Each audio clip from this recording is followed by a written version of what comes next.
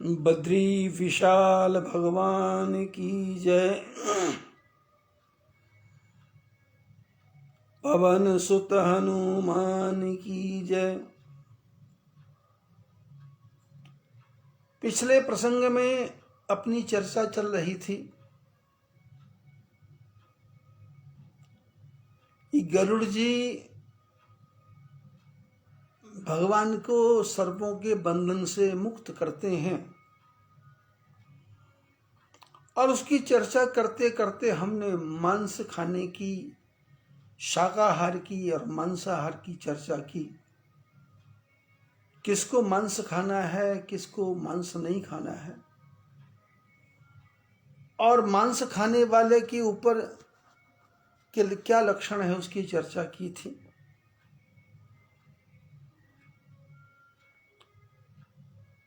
मनुष्य अपने आप को परम बुद्धिमान मानता है,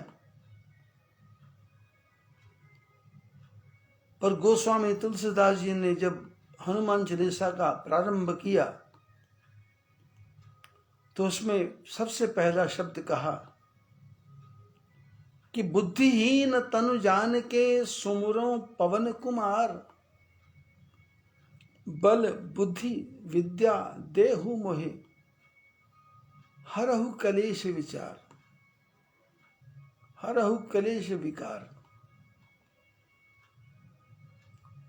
धन नहीं मांगा, संपत्ति नहीं मांगी, परिवार नहीं मांगा, बस मेरे कलेश का हरण करो और मेरे विकारों का हरण करो।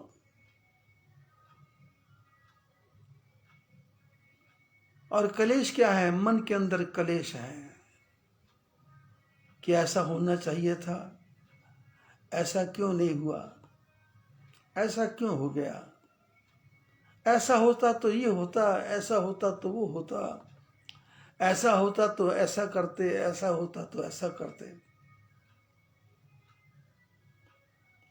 मनुष्य बुद्धिहीन है।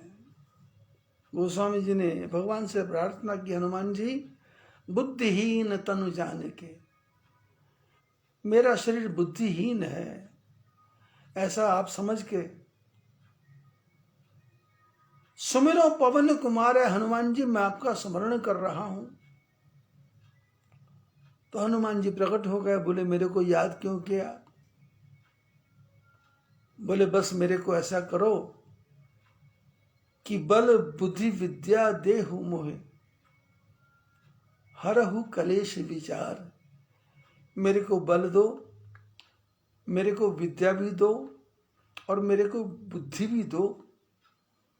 लेकिन ये तीनों चीज आने के बाद में बल का अहंकार हो जाएगा, बुद्धि का अहंकार हो जाएगा, विद्या का अहंकार हो जाएगा। इसलिए मैं चाहता हूं मेरे विकार सब दूर हो जाएं, मेरे मन में कोई विकार ना आए कि मैं बहुत बुद्धिमान हूं। और कलेशों का हरण करो। वैसे ही मन में कलेश चालू हो जाता है। कलेश, पड़ोसी बीमार है तो कलेश, मां बीमार है तो कलेश, चीन ने आकर के भारत की चौकी पे कब्जा कर लिया तो कलेश, कुछ उग्रवादियों ने कुछ कश्मीरी पंडितों को मार काट दिया, कलेश।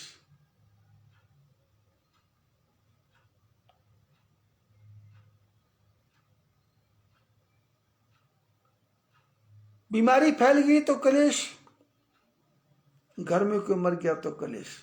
अपने ऊपर कुछ नहीं हुआ, बचपन से लेके 55 तक अनेकों दोस्त मिले, अनेकों मित्र मिले, अनेकों सहेलियां मिली, अनेकों सखा मिले, आए गए बिछुड़ गए, कोई कलेश नहीं। पर जिनसे मन जुड़ गया उनके बारे में कलेश। हे भगवान, इनका भला कैसे होगा? अपने बारे में नहीं सोच रहा और कलेश में ऐसा फंस जाता है कि मकड़ी की जाल की तरह उलझता ही चला जाता, उलझता चला जाता।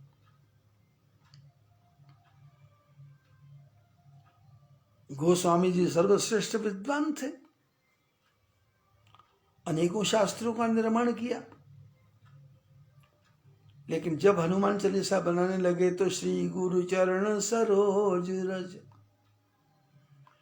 निज मन मुकुर सुधार, वर्णौ रघुबर बिमल यश जोदायक फल चार। गोस्वामी जी ने प्रार्थना शुरू की कि अपने गुरु महाराज को याद करके उनके चरणों की धूलि से अपने मन रूपी शीशे को साफ करेंगे। आप कभी राजस्थान गए हो, जैसलमेर की तरफ, रेगिस्तान की तरफ, यहां पर बरसात बहुत कम होती है। पानी के लिए लोगों ने घर के अंदर बावड़ियां बना रखी हैं, बरसात का पानी उसमें भरता जाता है, ढक्कन लगा के रखते हैं। घी मांगो तो आपको वो घी से स्नान करवा देंगे, पर पानी से स्नान करने के लिए आपको नहीं कहेंगे। बर्तनों को वो पानी से नहीं धोते, चूल्हे की राख से लेकर के बर्तन को ऐसा रगड़ रगड़ के चमकाते हैं कि जैसे वो बर्तन कभी गंदा ही ना हुआ हो। और ऐसे ही गोस्वामी जी कहते हुए प्रभु अपने गुरुदेव के चरणों की रज से, राख से, श्री गुरु चरण सरोज रज निज मन मुकुर मैं अपने मन रूपी शीशे को साफ करूंगा। क्यों? बोले मन रूपी शीशा साफ होगा तो शीशा साफ होगा तभी उसमें से अच्छा अच्छा दिखाई देगा। वर्णो रघुवर विमल यश, मैं राम जी के निर्मल यश का वर्णन करना चाहता हूं। कैसा यश? जो मेरे को चारों फल देगा, धर्म भी देगा, अर्थ भी देगा, काम भी देगा और मोक्ष भी देगा।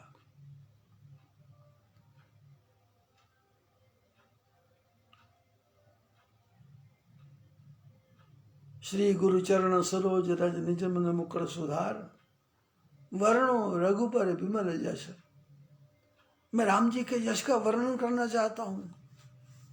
और बैठे कहाँ हैं? हनुमान जी के सामने।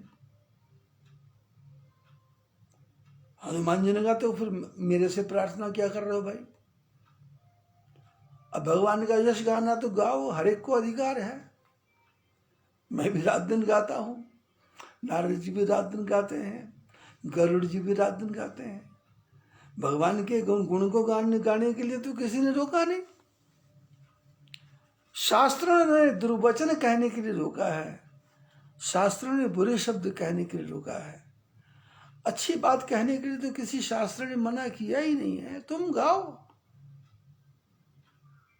लेकिन गोस्वामी जी ने कहा प्रभु एक छोटी सी अड़चन आ गई। बोले क्या?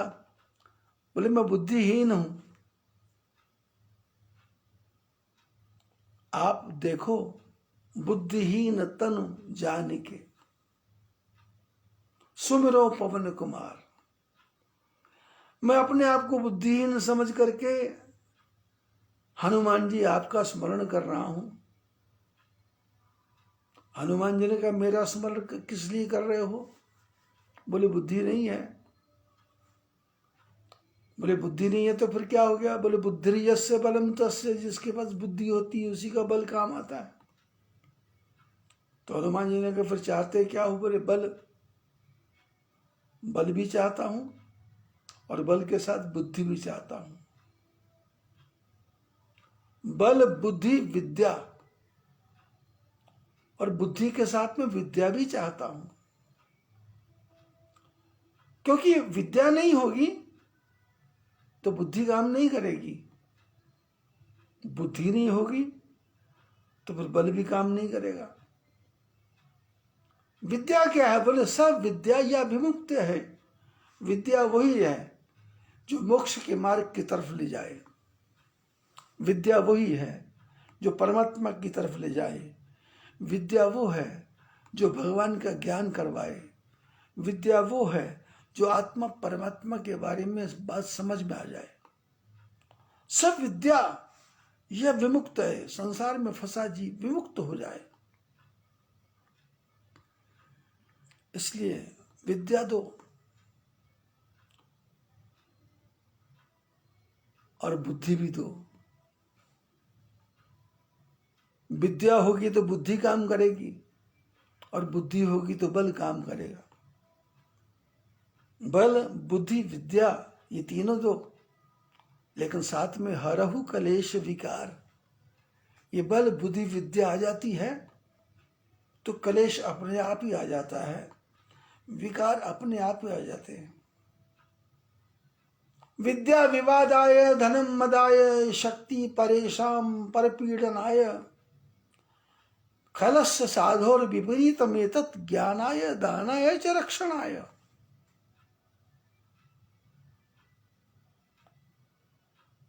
बल आ जाए, विद्या आ जाए, धन आ जाए, ये तीनों वस्तुएं बहुत अच्छी हैं लेकिन बहुत बुरी भी हैं।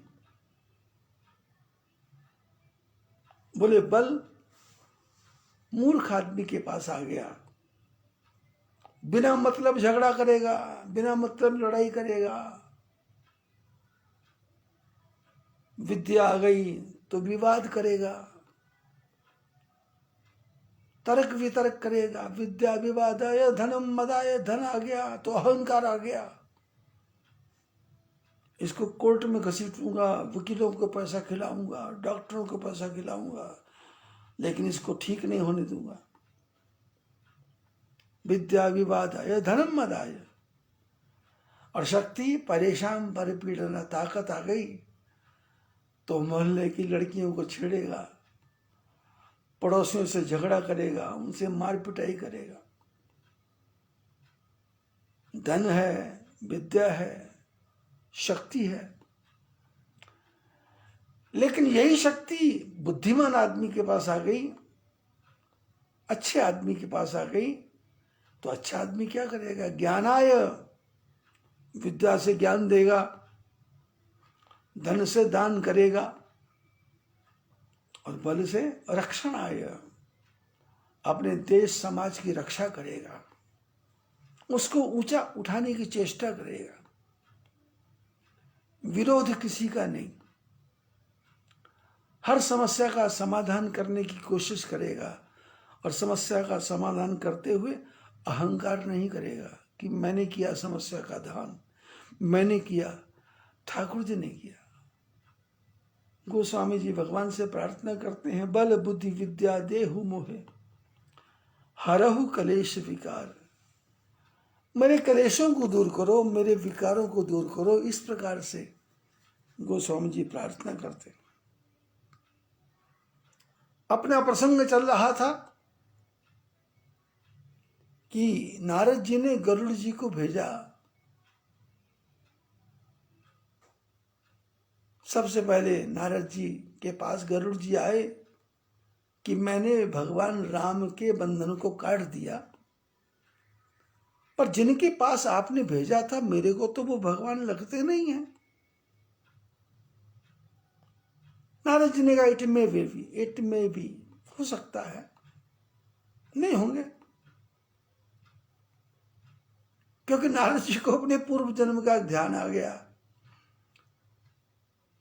कि मैं भी धोखा खा चुका हूं, अब ये भी धोखा खा रहा है, इसलिए इसके धोखे को इस ढंग से निवारण करेंगे कि जीवन में ये कभी धोखा खाए ही नहीं। पारस में और संत में बस यही अंतर है। संत जब हाथ लगाते हैं तो संत ही बना देते हैं,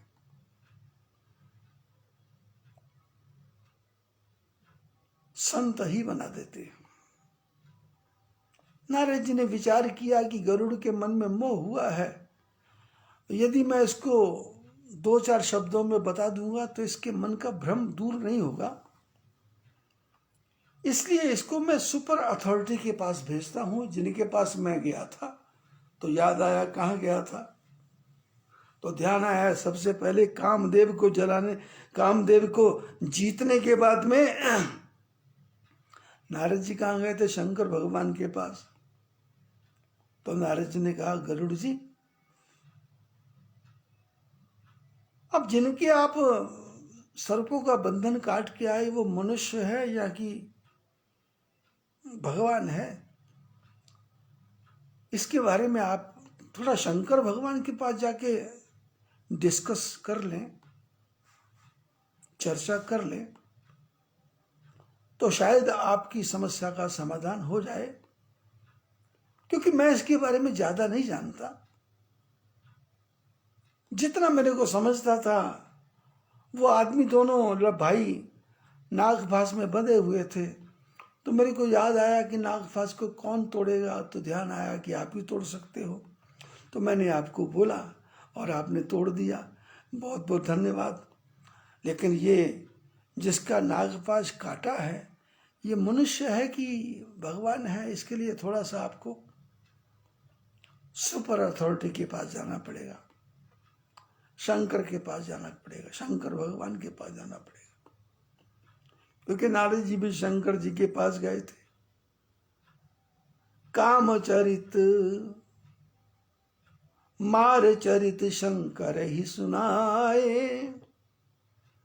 शंकर भगवान के पास गए। शंकर भगवान जी ने कहा, कोई कथा बता है तो सुनाओ, कोई नई स्टोरी है तो सुनाओ।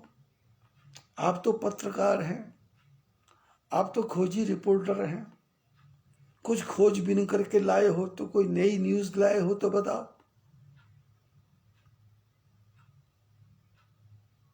नारद जी ने कहा, कोई नया समाचार तो नहीं है, पर एक छोटी सी न्यूज मिली है मेरे को। बोले क्या? बोले कामदेव के बारे में आप जानते हो क्या? शंकर भगवान जी ने कहा, हाँ जानता तो हूं। एक बार वो कामदेव आया था मेरे पास में, मैं समाधि में बैठा हुआ था,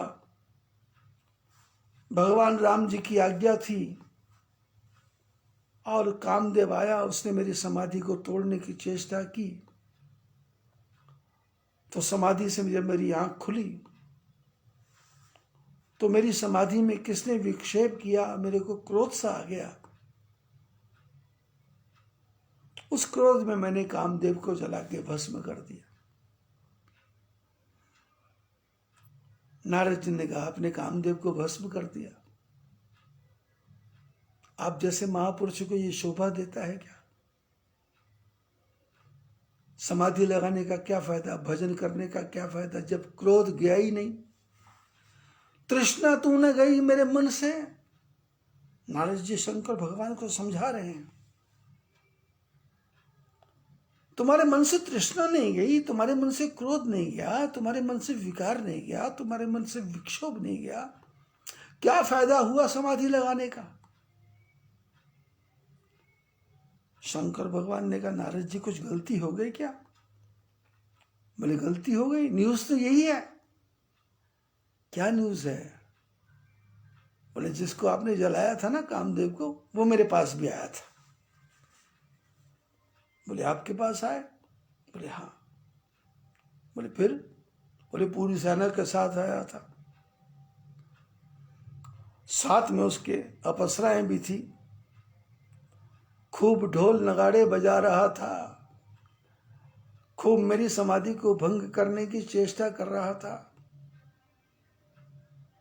मेरे कानों में आवाज आ रही थी, पर मैंने अपनी आंख नहीं खोली। उस कामदेव ने आपको जगाने के लिए क्या किया? बोले बाण मारा। नारद जी ने कहा, हाँ उसी कामदेव ने मेरे को भी बाण मारा। शंकर जी ने कहा, मेरे को बाण मारा तो मेरे को तो क्रोध आ गया। नारद जी ने कहा, हम साधु लोग हैं, हमको क्रोध करने की क्या जरूरत? आप योगी हैं, आपको क्रोध करने की क्या जरूरत? क्षमा बड़न को चाहिए, छोटन को उत्पात। जो बड़े लोग हैं उनको क्षमा करना चाहिए, बच्चे उत्पात करते हैं तो बड़े क्षमा कर देते हैं। का विष्णु को घट गयो जो भृगुमारी लात। नारद जी ने कहा शंकर भगवान से कि आप विष्णु भगवान को जानते हो? शंकर जी ने कहा वो तो मेरे भगवान है, वो तो मेरे परमात्मा है। तो बोले विष्णु भगवान को जानते हो? बोले हाँ। विष्णु भगवान की छाती पे भृगु ने क्या किया था? शंकर भगवान ने कहा विष्णु भगवान की छाती पे भृगु ने लात मारी थी। तो विष्णु भगवान के लात मारी, विष्णु भगवान को चोट लगी? बोले हाँ लगी थी, सुना है लगी थी। विष्णु भगवान की आंख खुली थी? बोले हाँ खुली थी। तो फिर विष्णु भगवान ने क्या किया? आंख खुली तो भृगु को भस्म कर दिया? बोले नहीं नहीं नहीं, भस्म नहीं किया। भगवान विष्णु ने भृगु जी के चरणों को पकड़ा और पकड़ करके कहा कि आपने मेरी छाती पर लात मारी, कहीं आपके पैर में चोट तो नहीं लगी? क्षमा करना,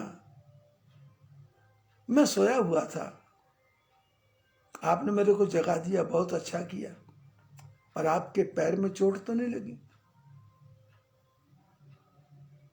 नारद जी ने कहा एक तरफ विष्णु भगवान और एक तरफ आप। भृगु ने लात मारी, विष्णु भगवान क्षमा मांग रहे हैं, और कामदेव ने बाण मारा और आपने जला के भस्म कर दिया। आपको शोभा देता था? मेरी तरफ देखो, तपस्या क्या होती है, साधना क्या होती है, भक्ति क्या होती है, भगवान का भजन क्या होता है, विकार कैसे दूर होते हैं, विषय कैसे दूर होते हैं, और कलेश कैसे दूर होता है। मेरी तरफ देखो। शंकर भगवान तो नारद जी के मुंह की तरफ देखते जा रहे हैं। ये हो क्या गया है?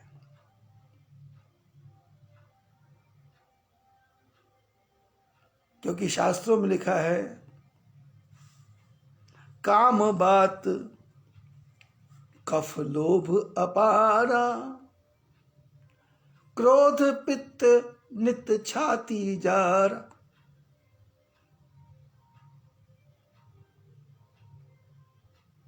काम बात कफ लोभ अपार, क्रोध पित्त नित छाती जार। काम बात है, क्रोध पित्त है, लोभ कफ है, और प्रीति करे जो तीन ही भाई। काम क्रोध लोभ कफ पित्त बात, तीनों भाई जब प्रेम कर लेते हैं तो उपजे ही सन्निपात दुखदाई। जब आदमी के अंदर क्रोध काम लोभ तीनों इकट्ठे हो जाते हैं, कफ बात पित्त तीनों इकट्ठे हो जाते हैं, तो आदमी का दिमाग पजल्ड हो जाता है, बकवास करने लग जाता है, डॉक्टर को गाली देने लग जाता है, परिवार को भला बुरा करने लग जाता है, और बुखार में हाय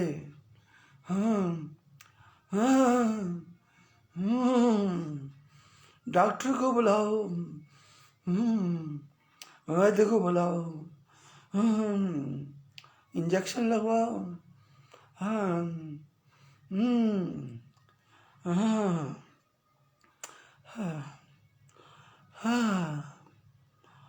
घर वाले बोलते पानी पी लो, नहीं पीनी, चाय बना ना, दूध पी लो, नहीं नहीं नहीं,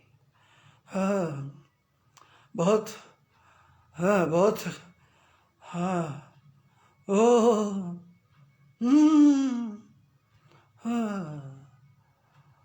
घर वाले फोन करते हैं, डॉक्टर को बुलाते हैं, डॉक्टर आता है, मुंह खोलो, कितना खोलूं? डॉक्टर थर्मामीटर लगा देता है, स्टेथोस्कोप लगाता है, नाड़ी देख रहा है, थर्मामीटर मुंह में पड़ा, ये बोल रहा है क्या देख रहे हो? डॉक्टर बोलता साइलेंट, चुप रहो। थर्मामीटर निकालता है, क्या है मेरे को? 200 बुखार हो गया क्या? 400 बुखार हो गया क्या? सन्निपात। जब आदमी को सन्निपात हो जाता है, उसका दिमाग ब्रेक हो जाता है। क्या बोलना है, किससे बोलना है, क्या बोलना है, किस प्रकार बोलना है, सब बातें खत्म हो जाती है। गीता में स्पष्ट शब्दों में लिखा है, काम एषे क्रोध एषे लोभ एषे समुद्भवः, कामः क्रोधः तथा लोभः तस्मात् एतत् त्रयम् त्यजेत।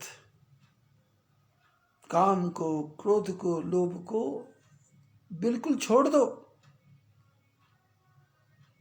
और रामायण में और स्पष्ट कहा, काम क्रोध मद लोभ सब नाथ नरक के पंथ, सब परिहरि रघुवीर ही, भजहु भजहि जहि संत।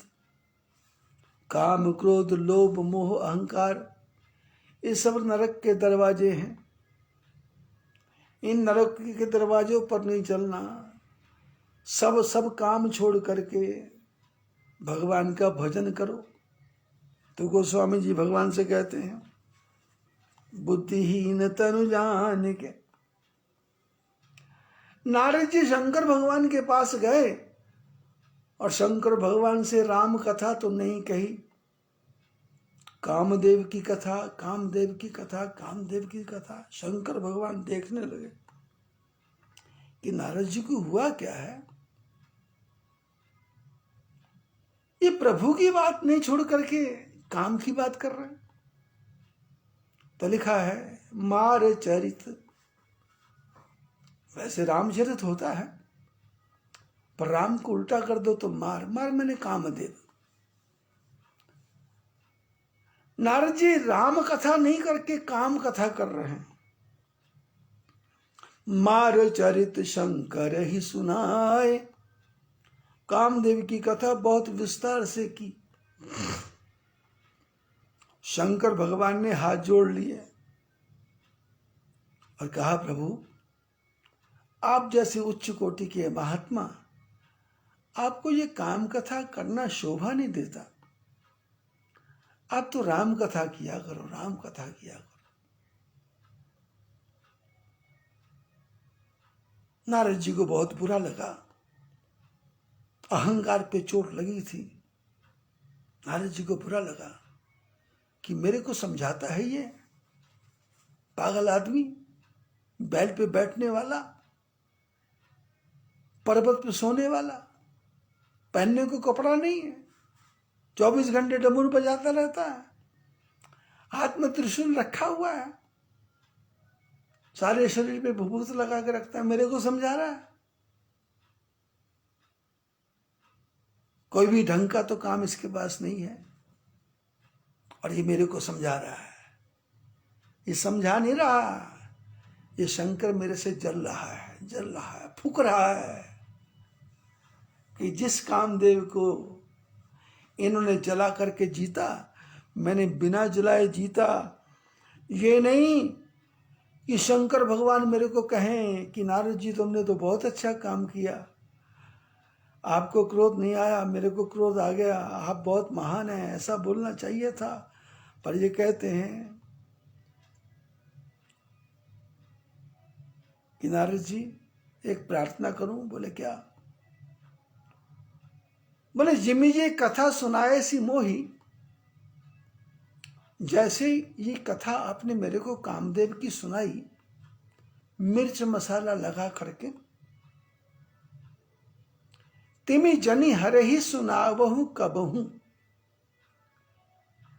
कहीं गलती से घूमते घूमते आप नारायण भगवान के पास चले गए, गलती से, वैसे तो आपको जाना नहीं चाहिए, पर गलती से कहीं घूमते घामते आप चले गए तो वहां जाके ये कथा आप नहीं सुनाना, और सुनाना ही नहीं। मान लो अचानक इसके बारे में कोई चर्चा आपसे पहले वहां पहुंच गई हो और भगवान नारायण इसी के बारे में कोई चर्चा शुरू कर दें, चलत वृतांत, इस कथा की चर्चा वहां चल पड़े, तो दुरावहु तबहु, इस सारी कथा को छुपा जाना, ऐसे कर देना, ऐसा एक्शन करना कि जैसे आपको कुछ भी पता नहीं है।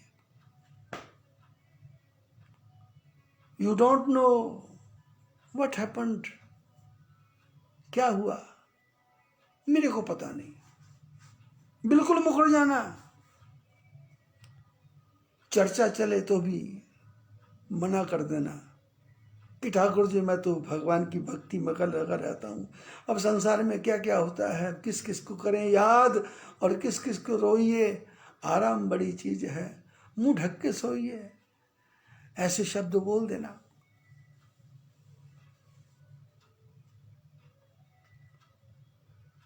याज्ञवल्क्य भरद्वाज जी कहते हैं, शंकर भगवान ने समझाया, यद्यपि प्रथम बरज शिव राखे, शंकर भगवान ने समझाया, लेकिन भरद्वाज कौतुक सुनहु हरि इच्छा बलवान। बोले भगवान का चमत्कार देखो, कौतुक देखो, हरि की इच्छा देखो कितनी बलवान है, कि शंकर भगवान मना कर रहे हैं और नारद जी नारायण के पास ही जा रहे हैं। गरुड़ जी किसके पास आए, आपको कथा याद है, नारद जी के पास। नारद जी ने कहा भेजा, शंकर भगवान के पास, क्योंकि नारद जी को पता है शंकर भगवान ने मेरे को समझाया था, मेरी समझ में नहीं आया और मेरे को नारद से बानर बनना पड़ा। इसलिए जिन शंकर भगवान के पास मैं गया था उन्हीं के पास गरुड़ जी को भेज दूं। तो नारद जी ने कहा, गरुड़ जी मेरे पास तो ज्यादा समय नहीं है, और शंकर भगवान तो कैलाश में अकेले बैठे रहते हैं, उनको कोई दूसरा काम तो नहीं है, वो तो 24 घंटे राम रामेति रामेति रमे रामे मनोरमे सहस्र नाम तत्तुल्यम राम नाम वरानने। पार्वती को 24 घंटे कहते हैं, राम जप राम जप राम जप बावरे, राम जप राम जप राम जप बावरे। 24 घंटे भज मन राम चरण सुखदाई, जिन चरणों से निकली सुरसरी शंकर जटा समाई। जटा शंकरी नाम पड़ो है, त्रिभुवन तारण आई। ऐसे राम का भजन करो। शंकर भगवान 24 घंटे, मस्तक पे गंगा है, गंगा निकली है नारायण के चरणों से, इसलिए जटा पे रखी है, और 24 घंटे जटा से जल बहता है, और गंगा से जो जल बहता है दुनिया को पावन करता है।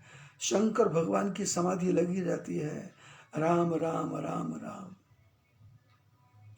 और शंकर भगवान दुनिया को ज्ञान देते हैं, राम नाम विसार बंदे, राम नाम विसार बंदे, राम नाम विसार बंदे, राम नाम विसार बंदे।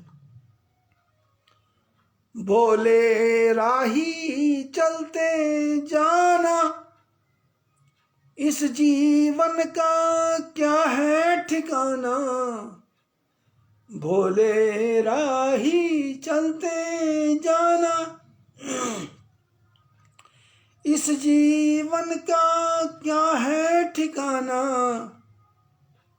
जीवन के दिन चार बंदे, राम ना विसार बंदे, राम ना विसार बंदे, राम ना विसार बंदे।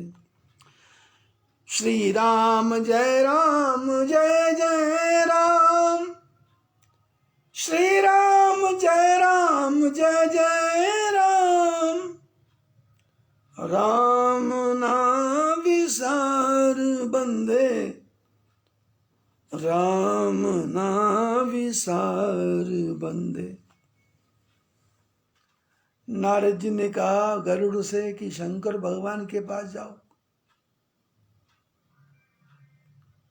जिनके नागपाश को तुम काट के आए हो वो मनुष्य हैं कि भगवान हैं, इसके बारे में विस्तार से वही बता सकते हैं। अपने जीवन का घटनाक्रम संक्षेप में समझाया कि मेरे को भी शंका हो गई थी, पर मेरी शंका को दूर करने का माध्यम शंकर भगवान बने थे, इसलिए जाओ शंकर जी के पास जाओ। नारद जी शंकर जी के पास आए। शंकर भगवान ने कहा गरुड़ जी स्वागत है, कैसे पधारे। शंकर भगवान जी चले जा रहे थे, पार्वती भी साथ में थी।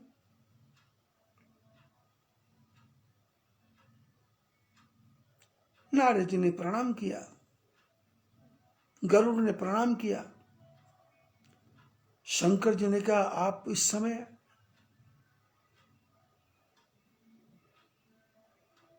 बोले प्रभु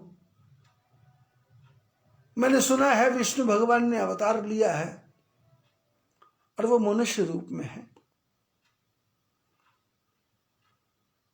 नारद जी ने मेरे को समाचार सुनाया था, तो समाचार सुन के मैं गया। नागपाश में बंधे हुए थे, मैंने सर्पों को काट छांट के सबको खा पी करके अलग कर दिया और उनके बंधन को हटा दिया। पर नारद जी ने कहा वो नारायण है, पर मेरे को तो लगता नहीं है कि वो नारायण है।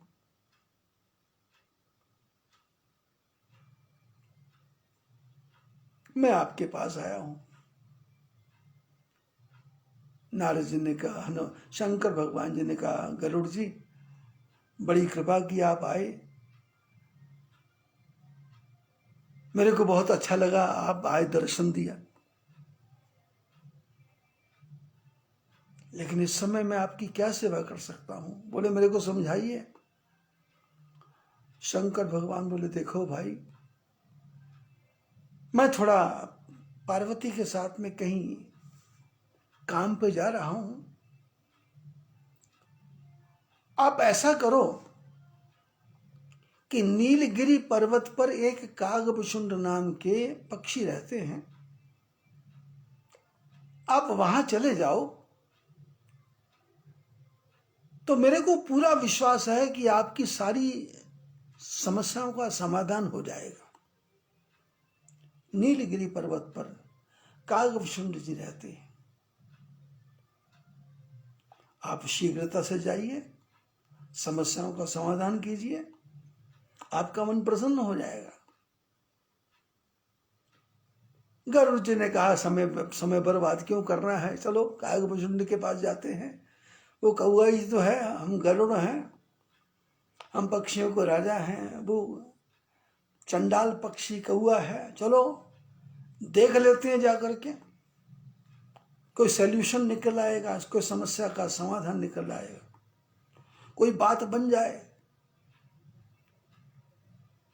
यदि सुई से काम चलता हो तो सुई से काम चला लेना चाहिए, यदि तलवार से काम चलता हो तो तलवार से काम चला लेना चाहिए।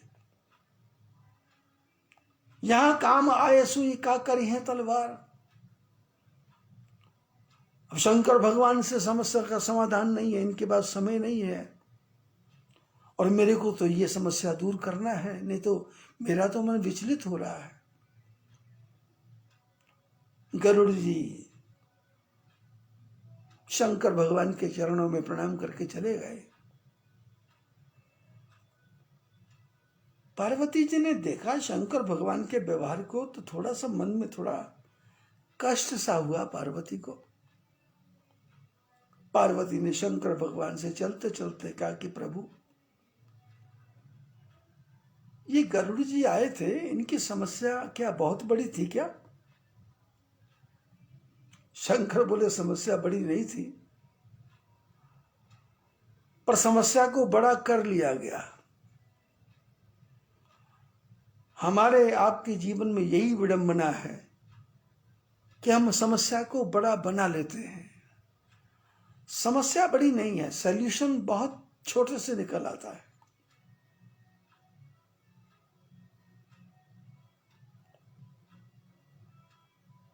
सौ बीमारियों का एक ही इलाज है, साइलेंट। 100 बातों का एक ही इलाज है, साइलेंट। चुप हो जाओ।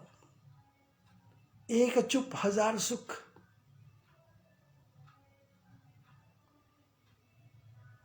पार्वती ने कहा जब समस्या का समाधान बहुत छोटा था, तो आपने समस्या का समाधान किया क्यों नहीं?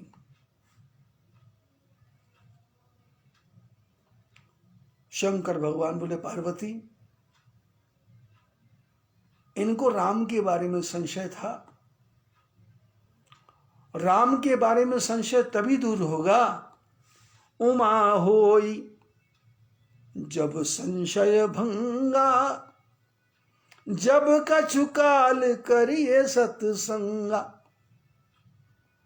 उमा होई तब संशय भंगा, जब कछु काल करिए सत्संगा।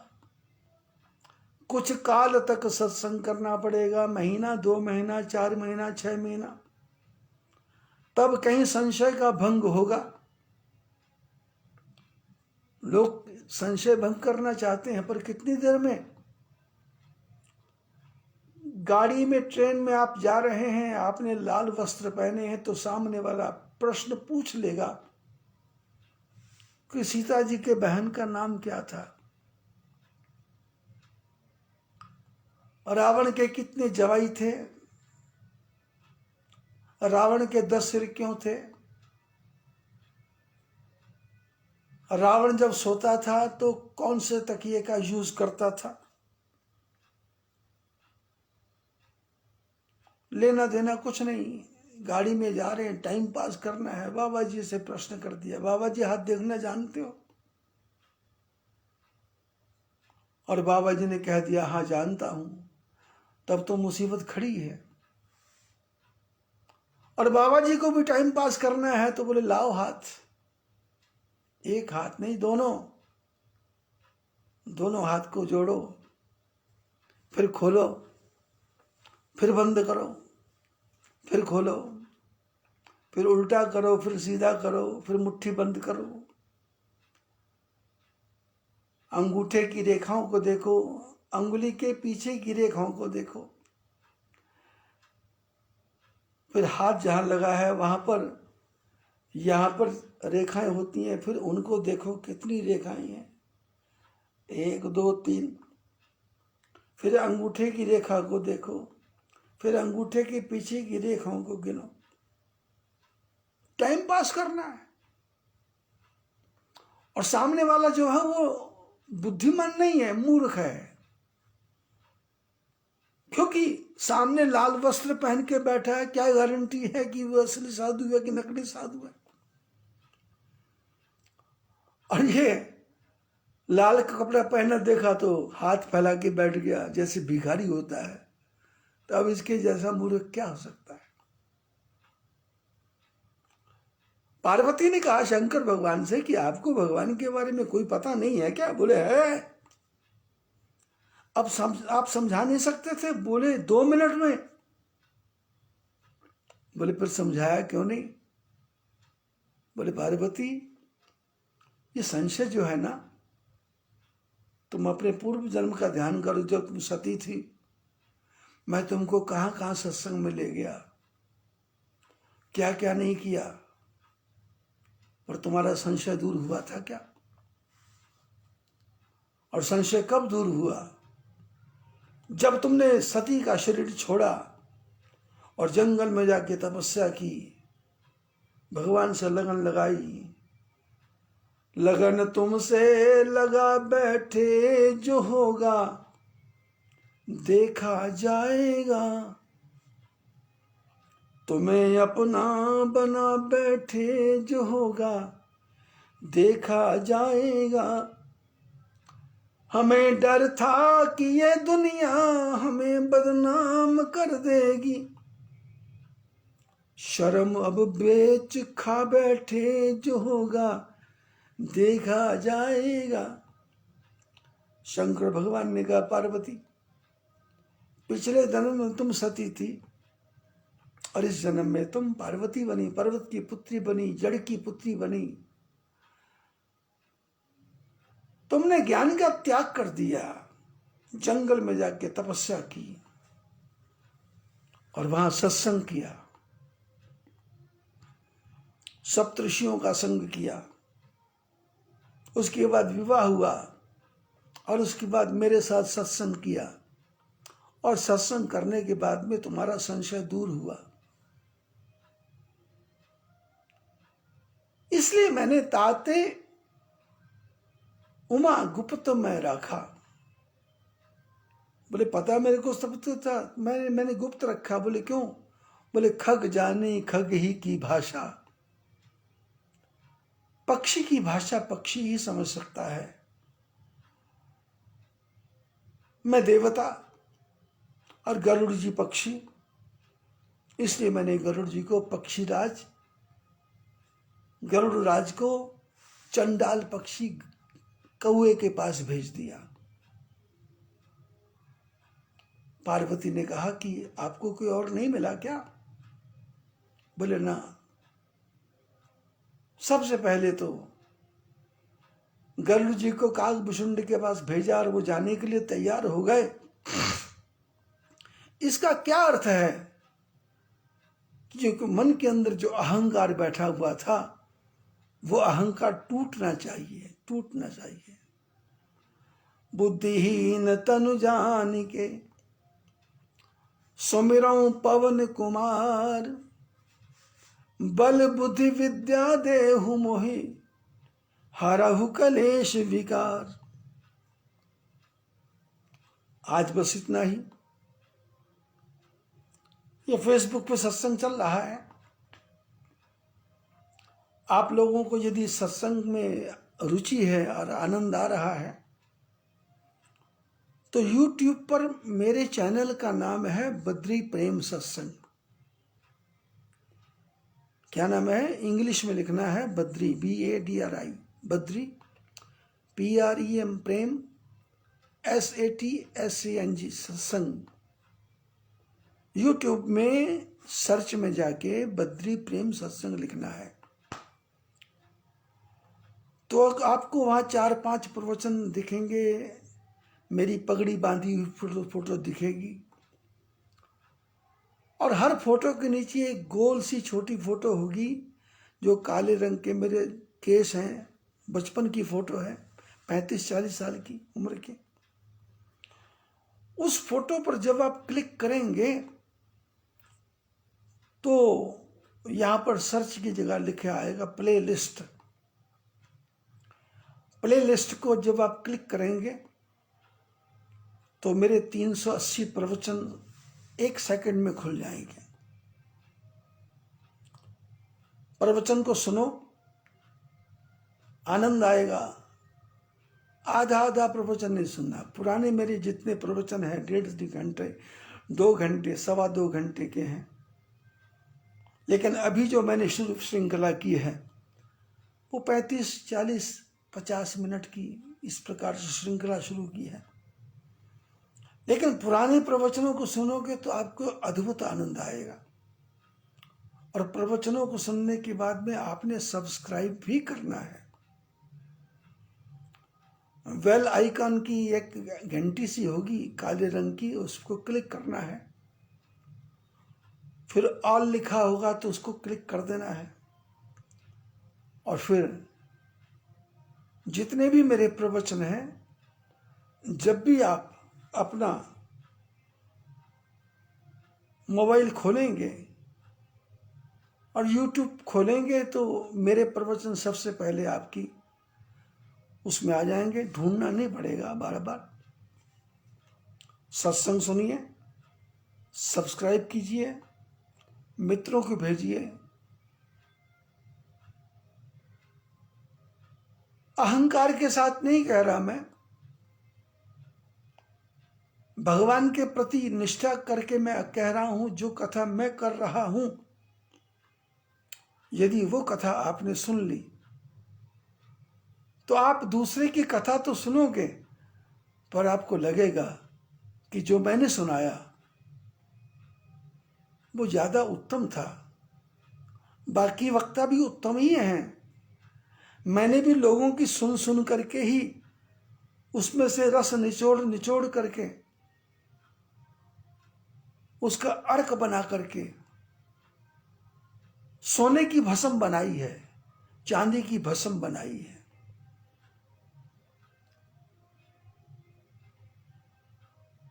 मैंने शराब में से बरांडी तैयार की, सिपरेट तैयार की, और सिपरेट तैयार करके होम्योपैथी की गोलियों में डाला। और ऐसा नशा है ना, ऐसा नशा सत्संग का आपको आएगा। आप 5 प्रवचन सुन लेंगे, फिर आपको प्रवचन सुने बिना नींद नहीं आएगी। आप भी सुनिए, दूसरे को सुनने की प्रेरणा भी दीजिए। आपको, आपके परिवार के सभी सदस्यों को मेरी शुभकामनाएं, शुभ आशीर्वाद। दशहरा प्रारंभ है, रावण दहन की तैयारी करो। हम गरुड़ जी की शंका को दूर करने के और रास्ते निकालते हैं। बोलिए विष्णु भगवान की जय।